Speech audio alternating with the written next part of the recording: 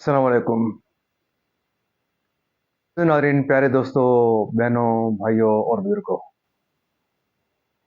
میں حافظ شبد نواز ایڈوکیٹ آپ کو اپنے اسلامی چینل کے اندر خوش آمدید کہتا ہوں۔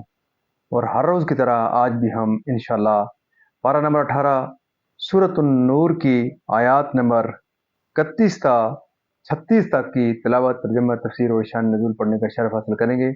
تلاوت شروع کرنے سے پہلے ہم درود شریف پڑھتے ہیں، آپ بھی میرے ساتھ پڑھیں۔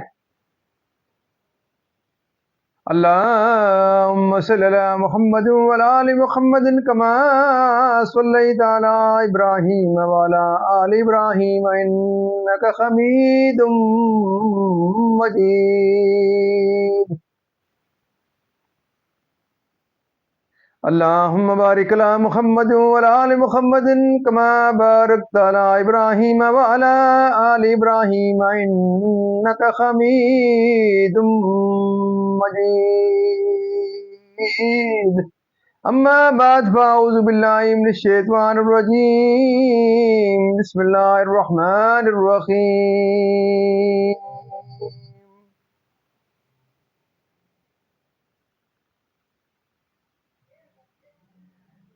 وَأَنكِحُوا الْأَيَامَ مِنكُمْ وَالصَّالِحِينَ مِنْ عِبَادِكُمْ وَإِمَائِكُمْ إِن يَكُونُوا فُقَرَاءَ يُغْنِهِمُ اللَّهُ مِنْ فَضْلِهِ وَاللَّهُ وَاسِعٌ عَلِيمٌ. وَلْيَسْتَعْفِفِ الَّذِينَ لَا يَجِدُونَ نِكَاحًا حَتَّى يُغْنِيَهُمُ اللَّهُ مِنْ فَضْلِهِ وَالَّذِينَ يَبْتَغُونَ الْكِتَابَ مِمَّا مَلَكَتْ أَيْمَانُكُمْ فَكَاتِبُوهُمْ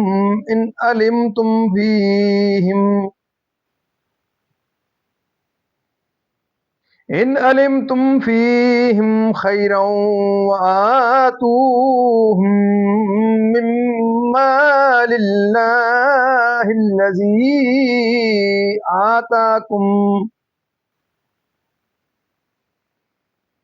ولا تكرهوا فتياتكم على البغاء إن أردنا تحصنا لتبتغوا أرد الحياة الدنيا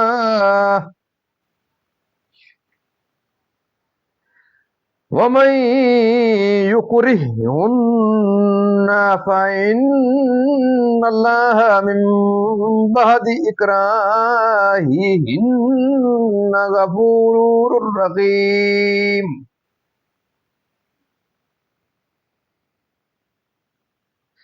من بعد إكراههن غفور رحيم. وَلَقَدْ أَنزَلْنَا إِلَيْكُمْ آيَاتٍ مُبَيِّنَاتٍ وَمَثَلًا مِنَ الَّذِينَ خَلَوْا مِنْ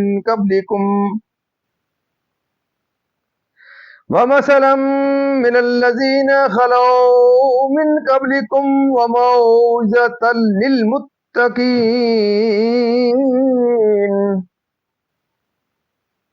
اللہ نور السماوات والارض مثل نورہ کمشکاۃ فیہا مصباح المصباح فی زجاجہ الزجاجۃ کأنہا کوکب درّی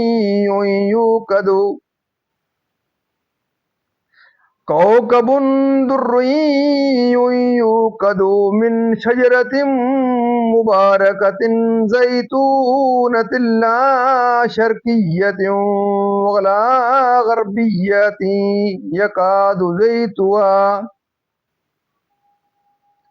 شرقية ولا غربية يكاد زيتها يضيء ولو لم تمسسه نار نور على نور یہد اللہ لنورہ من یشاء وَيَضْرِبُ اللَّهُ الْأَمْثَالَ لِلنَّاسِ وَاللَّهُ بِكُلِّ شَيْءٍ عَلِيمٌ فِي بُيُوتٍ أَذِنَ اللَّهُ أَن تُرْفَعَ وَيُذْكَرَ فِيهَا اسْمُهُ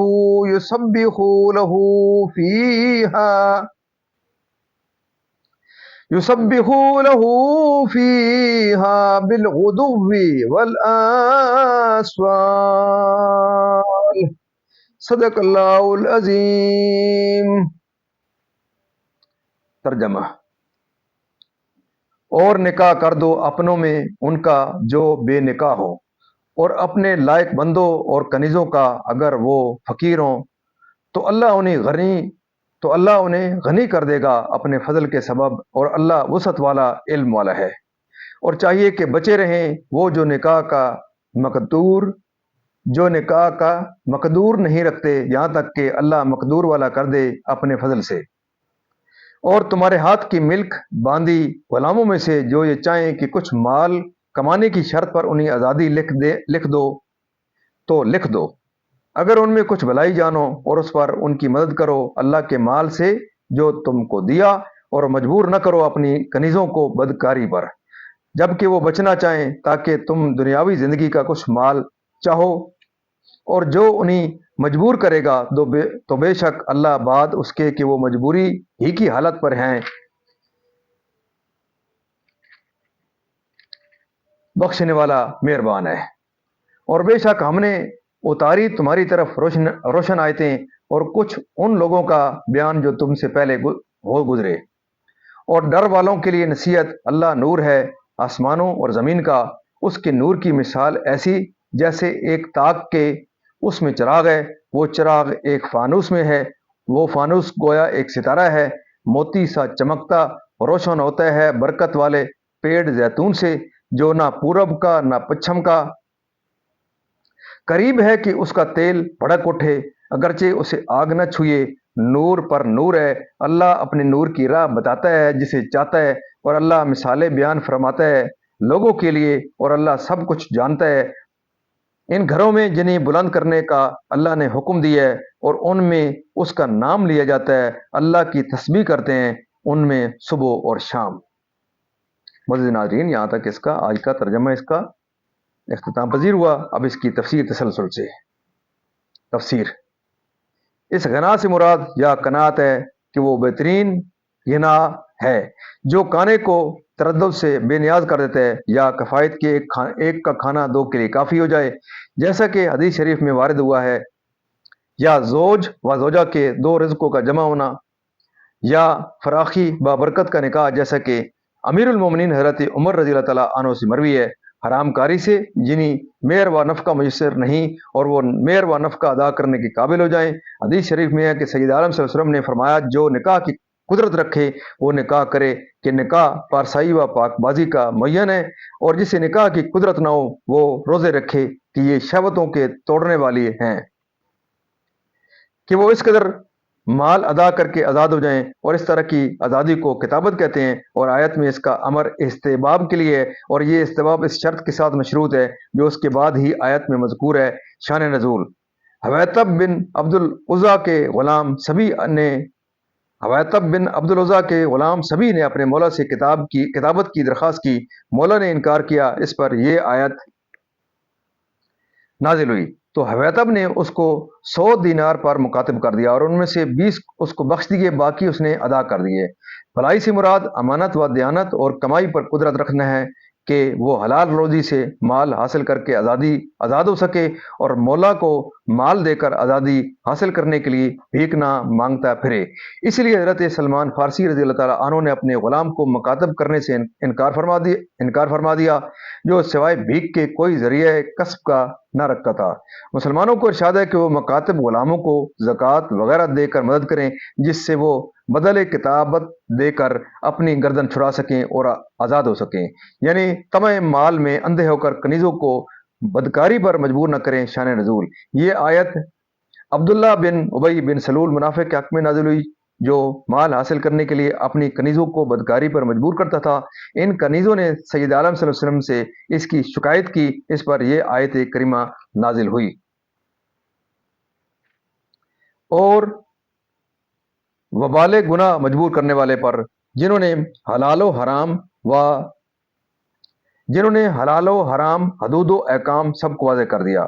نور اللہ تعالیٰ کے ناموں میں سے ایک نام ہے۔ حضرت ابن عباس رضی اللہ تعالیٰ عنہما نے فرمایا، معنی یہ ہے کہ اللہ آسمان و زمین کا ہادی ہے، تو اہل سماوات و ارض اس کے نور سے حق کی راہ پاتے ہیں اور اس کی ہدایت سے گمراہی کی حیرت سے نجات حاصل کرتے ہیں۔ بعض مفسرین نے فرمایا، معنی یہ ہے کہ اللہ تعالیٰ آسمان و زمین کا منور فرمانے والا ہے۔ اس نے آسمانوں کو ملائکہ سے اور زمین کو انبیاء سے منور کیا۔ اللہ کے نور سے یا تو قلب مومن کی وہ نورانیت مراد ہے جس سے وہ ہدایت پاتا اور راہ یاب ہوتا ہے۔ حضرت ابن عباس رضی اللہ تعالیٰ عنہما نے فرمایا کہ اللہ کے اس نور کی مثال جو اس نے مومن کو عطا فرمایا، بعض مفسرین نے اس نور سے قرآن مراد لیا، اور ایک تفسیر یہ ہے کہ اس نور سے مراد سید کائنات سی افضل موجودات حضرت رحمت عالم صلی اللہ علیہ وسلم ہیں۔ یہ درخت نہایت کثیر البرکت ہے، کیونکہ اس کا روغن جس کو زیت کہتے ہیں نہایت صاف و پاکیزہ روشنی دیتا ہے۔ سر میں بھی لگایا جاتا ہے، سالن اور نان خورش کی جگہ روٹی سے بھی کھایا جاتا ہے۔ دنیا کے اور کسی تیل میں یہ وصف نہیں، اور درخت زیتون کے پتے نہیں کرتے، بلکہ وصف کا ہے کہ نہ اسے گرمی سے ضرر پہنچے نہ سردی سے، اور وہ نہایت اجود و اعلیٰ ہے، اور اس کے پھل غایت اعتدال میں اپنی صفا و لطافت کے باعث خود اس تمثیل کے معنی میں اہل علم کے کئی قول ہیں۔ ایک یہ کہ نور سے مراد ہدایت ہے، اور معنی یہ ہے کہ اللہ تعالیٰ کی ہدایت غایت ظہور میں ہے کہ عالم محسوسات میں اس کی تشبیہ ایسے روشن دان سے ہو سکتی ہے جس میں صاف شفاف فانوس ہو۔ اس فانوس میں ایسا چراغ ہو جو نہایت ہی بہتر اور مصفی زیتون سے روشن ہو کہ اس کی روشنی نہایت اعلیٰ اور صاف ہو۔ اور ایک قول یہ ہے کہ یہ تمثیل نور سید انبیاء صلی اللہ علیہ وسلم کی ہے۔ حضرت ابن عباس رضی اللہ تعالیٰ عنہما نے کعب بار سے فرمایا کہ اس آیت کے معنی بیان کرو۔ انہوں نے فرمایا کہ اللہ تعالیٰ نے اپنے نبی کریم صلی اللہ علیہ وسلم کی مثال بیان فرمائی، روشن دان تاک تو حضور کا سینہ شریف ہے، اور فانوس قلب مبارک، اور چراغ نبوت کے شجر نبوت سے روشن ہے، اور اس نور محمدی کی روشنی و اضاعت اس مرتبہ کمال ظہور پر ہے کہ اگر آپ اپنے نبی ہونے کا بیان بھی نہ فرمائیں جب بھی خلق پر ظاہر ہو جائے۔ اور حضرت ابن عمر رضی اللہ تعالیٰ عنہما سے مروی ہے کہ روشن دان تو سید عالم صلی اللہ علیہ وسلم کا سینہ مبارکہ ہے، اور فانوس قلب اطہر، اور چراغ وہ نور جو اللہ تعالیٰ نے اس میں رکھا کہ شرقی ہے نہ غربی نہ یہودی و نصرانی، ایک شجرہ مبارکہ سے روشن ہے۔ وہ شجر حضرت ابراہیم علیہ السلام ہے۔ نور قلب ابراہیم پر نور محمدی نور پر نور ہے۔ اور محمد بن کعب قرظی نے کہا کہ روشن دان و فانوس تو حضرت اسماعیل علیہ السلام ہے، اور چراغ سید عالم صلی اللہ علیہ وسلم، اور شجرہ مبارکہ حضرت ابراہیم علیہ السلام کہ اکثر انبیاء آپ کی نسل سے ہیں۔ اور شرقی و غربی نہ ہونے کے معنی یہ ہیں کہ حضرت ابراہیم علیہ السلام نہ یہودی تھے نہ نصرانی، کیونکہ یہود مغرب کی طرف نماز پڑھتے ہیں اور نصارہ مشرق کی طرف، تو قریب ہے کہ محمد مصطفیٰ صلی اللہ علیہ وسلم کے محاسن و کمالات نزول وحی سے قبل ہی خلق پر ظاہر ہو جائیں۔ نور پر نور یہ کہ نبی ہیں، نور پر نور یہ کہ نبی ہیں، نسل نبی سے نور محمدی ہے۔ نور ابراہیمی پر اس کے علاوہ اور بھی بہت اقوال ہیں، اور ان کی تعظیم و تطہیر لازم کی مراد ان گھروں سے مسجدیں ہیں۔ حضرت ابن عباس رضی اللہ تعالیٰ عنہما نے فرمایا، مسجد بیت اللہ ہیں زمین میں۔ تسبیح سے مراد نمازیں ہیں، صبح کی تسبیح سے فجر، اور شام سے ظہر و عصر و مغرب و عشاء مراد ہیں۔ مزید ناظرین، اللہ تعالیٰ کے فضل و کرم سے آج تک یہاں تلاوت ترجمہ تفسیر اور اس کا شان نزول اختتام پذیر ہوا۔ ہم اللہ تعالیٰ کے دربار کے اندر اس کلام مقدس کے صدقے حضور پاک صلی اللہ علیہ وسلم کی زیادہ برکات کے صدقے دعا کرتے ہیں کہ اللہ تعالیٰ ہمیں قرآن پاک پڑھنے، قرآن پاک کو سمجھ کر اس کے احکامات کے مطابق حضور پاک صلی اللہ علیہ وسلم کی پاک سیرت کے مطابق اور صحابہ کرام کے نقش قدم کو اللہ تعالیٰ ہمیں چلنے کی توفیق عطا فرمائے۔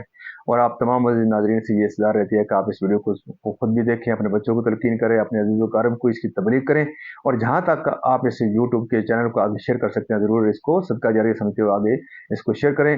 اللہ تعالیٰ تمام پریشانیوں دور فرمائے، تمام بیمار کو شفا کاملہ عطا فرمائے، اور اللہ تعالیٰ تمام مرحومین کو جنات الفردوس میں اعلیٰ بالا مقام عطا فرمائے۔ آمین ثم آمین۔